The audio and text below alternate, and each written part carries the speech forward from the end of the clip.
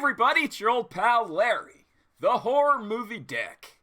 And I'm back with a movie review.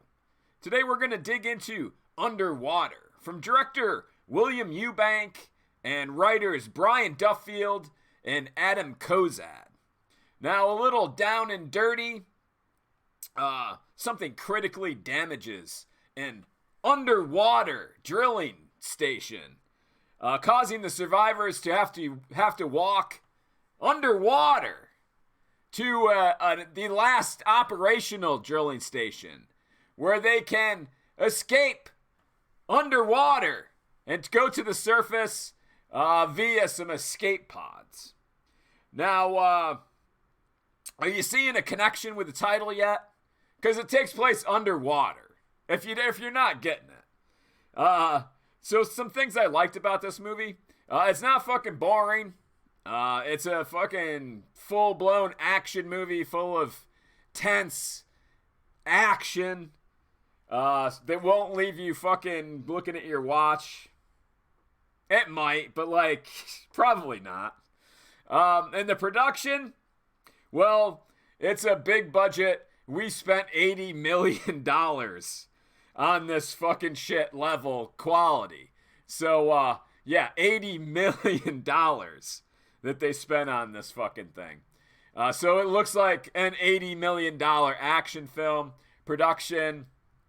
All that, I guess you would say top notch, depending on your taste. I wouldn't say that. Another thing I liked, the ending. The ending had balls. You would expect it to go, everything fucking happily ever after. But I'm not going to spoil it, but let's just say the writers and the people the filmmakers, they nutted up and said, like, we're not doing that. So that was pretty cool. I was surprised, super surprised by that. The list of stuff that I didn't like about this movie. There was absolutely no fucking story. Like, zero. Like, the extent of the story is a group of characters have to go from point A to point B. In the end, that's it. There was fucking nothing. Well, it must have been the easiest fucking script to write ever. Another thing I didn't like. The cardboard characters. Can you believe it? It's an $80 million fucking big budget Hollywood fucking douchebag film. And the characters, there was no development. There was one dude that was pretty funny. But I cared nothing about any of them, really.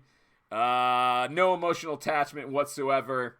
They could have all stayed underwater for all I fucking cared. And then that's not my fault. That's just bad fucking script writing and bad filmmaking. Speaking of fucking cardboard characters, what the fuck is wrong with Kristen Stewart? This is like literally the first movie I've ever seen her act in. Yeah, I didn't see the Twilight movies. Are you shocked? But yeah, the first movie I've ever seen her act in. And but I have seen her in interviews, like on talk shows, and like she looks like she could be on heroin, one, and she seems like she may be mildly retarded. I'm not sure, but like those interviews were not entertaining. She sat there with the big black fucking circles under her eyes, like fucking well, kind of like this that I took from the fucking movie. This is the extent of the emotion that you will see from her throughout this film. It goes something like that, or that. She's just like, she looks confused and pissed off, and this is my own interpretation. I think she's probably fucking crazy in real life. Just a fucking thought. But yeah, so she fucking looks like that throughout the whole film. I'm guessing that that's the only emotion she's capable of fucking doing. Confused, angry, irritated. I think just those. I would like to see her do something, like I would love to see her try to be happy in a movie, but I'm guessing, and I'm going out on a limb, like I said, I've never seen her act in anything, but I'm guessing that's her fucking range. So overall, guess what? This $80 million big Hollywood action thriller, it's just a big, dumb, insulting your fucking intelligence, stealing your hard-earned money piece of shit that will leave your fucking brain before you even get out to your car after you fucking watch it. What was this movie about? I just said it and it's already fucking fading. I had to write it down. Really, let's just get to my final review. We'll explain it all there. So the big question is, would I recommend you go to the theater and watch this film? You know, this is a marginal fucking, just by a fucking cunt hair, yes. Just because it's entertaining, know what you're getting into. If you've never fucking been experienced with the Hollywood system and fucking January Hollywood releases, it's just a big dumb piece of shit. But like I said, you won't be bored. If you love action, horror, thrillers with no story, you could do much fucking worse, that's for sure.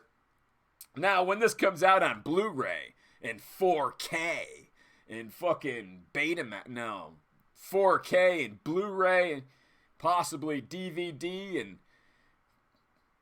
maybe fucking like a streaming code or something. I don't know. But like, would I recommend you fucking buy this? And would I buy it when it comes out? Holy shit, no. Oh my God. As far as going to the theater goes for me, I would say fucking, I'm leaning more toward no. But I put a yes up there just because I'm in the minority by a lot in the horror community. And most people will probably not hate it as much as I did. I didn't fucking hate it. As I said, there's a lot of things I liked about it. But could I say it's big and dumb and $80 million January film again? I will.